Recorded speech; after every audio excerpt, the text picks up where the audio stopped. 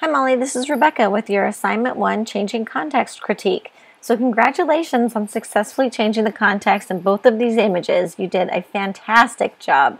I really love where you went with these. And when you showed me the original images and told me your ideas, I was really excited, but I had no idea they were going to turn out like this, and I just love them.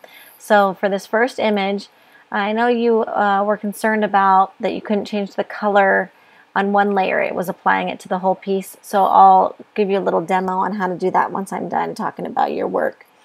But I think it looks fantastic. I think that you did a really great job cutting them out. Their placement looks really good. It almost looks like there's a little bit of a shadow down here.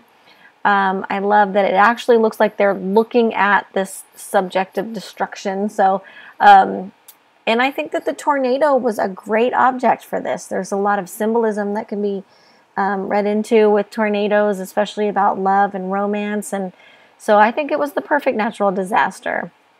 I can't think of another one that would be better. Like, the only thing I could think of was maybe some sort of a tidal wave, but I just don't think like an earthquake or something like that would really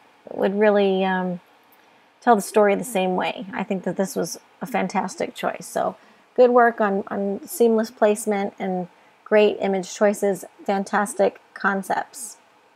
On this image, I'm so surprised that you got so much out of this. When you first showed me this original image of him, it was so blurry and such poor, like it was so beat up that I was wondering how you were going to do this, and you did a great job. Like, I think that the contrast looks really good. He fits really well with the other people in the background image. Their coloring is all, the tone is all the same. The only thing that isn't quite the same is the motion blur. These people are obviously moving back here, so if he's blurry, they would also be blurry. So something to kind of, there is also a lot of sharpness. This is a pretty sharp image, the background image. So I recommend adding a Gaussian blur filter, just a slight one, to just kind of take that sharp edge off and make it a little bit more seamless, a little less distracting of how sharp that background stuff is. So it's not like it's sharp because my depth of field, like my focal point is back here and he's in the foreground and in some bokeh. It's not that, unfortunately for this image, that doesn't work. So that's why I think a whole Gaussian blur applied to the background would be more successful. But this background image is just the perfect choice for exactly what you were trying to portray, and I don't know how you found it. It's fantastic.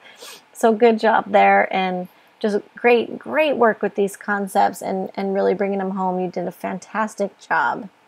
So I took your image into Photoshop and I just made a quick selection of your parents so that I could make a second layer to work with, so I could show you how you can apply adjustments to just one layer at a time. So using your adjustments layer, I'm going to select the color balance option here. And then right now, since it's above both of these layers, it's going to affect anything that's below it. But what we're going to do instead is create a layer mask by holding down the option key and hovering on the line between the adjustment layer and the layer that we're trying to affect. And when I click with my mouse while holding down the option key, you'll notice I get a little arrow. That means that this arrow means that whatever I do here is only going to apply to the one layer right below it. So I can mess with this and you can see that your parents change drastically, So that's how you do that. And then if I wanted to play with the background by itself, and if I got your parents where we wanted them to be, but the background all of a sudden wasn't doing it for me, then I could apply an adjustment layer there above it, but then still use, since it's the only layer that's below it, I don't necessarily need to create a mask for it, but I'm going to do it anyway just to show you one more time how I did it.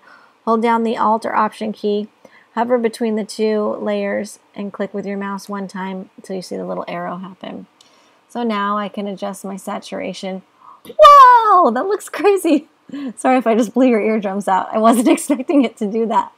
Whoa, that's fun. So anyway, so you can mess with it that way.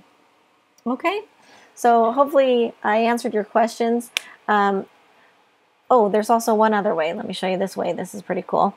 If you have a selection, like the parents here, you can hold down the Option key. Well, I'm sorry, the Command key while you hover over your thumbnail on that layer and click on it. It'll select the whatever the object on that layer. Sorry, and then you can go to. You can use your filters to apply this, or you can go to Image Adjustments, and we'll just use a black and white one so you can see exactly how that's working. And then that will only apply to whatever is selected. Okay, so that's another way to do it. It's just that if you do it this way, then it's more permanent than the adjustment layer. If I hit OK, I can't go back into my adjustment layer and try to mess with those because there isn't an adjustment layer for that. So that's why we prefer to use adjustment layers and apply them as masks to the specific layer below it, as opposed to going up into the image adjustments panel. Image adjustments menu option, because the image adjustment menu option, you got to commit, and sometimes you don't want to. So, all right, well, keep doing what you're doing. You're doing a fantastic job. I really love the work that you did for this assignment.